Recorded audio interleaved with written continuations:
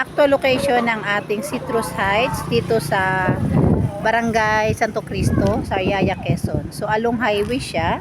Ayan. Then ito na agad yung ating subdivision. Papasok dun sa loob. Ongoing na yung construction. Ayan. Construct na po, start ng bahay. Then ito yung pinaka natin, pangalan na subdivision. Tapos yun yung gate. Ayan, nakikita nyo po yan yung gate. Then ongoing construction yung mga bahay. Unti-unti na.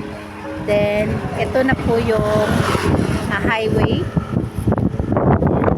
Ito yung Kiskis Road. Yan. Ito papunta na to sa mga beach resort. Yan. Mga 15 to 20 minutes nasa resort na kayo ng Chaong Beach Resort.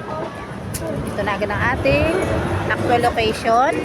Lakad na kay konti o sasakay kayo. Doon naman yung Maharlika Highway. Ayan. May mga bus na nadaan dyan. Pa Bicol, pa Manila, pabalik. Yan. So, napakaganda. 3,300 lang ating reservation fee. Reserve na kayo dito. Dito sa Citrus Heights. Pwede nyo gawing paupahan or Airbnb pagdating ng panahon kasi ang lapit sa dagat.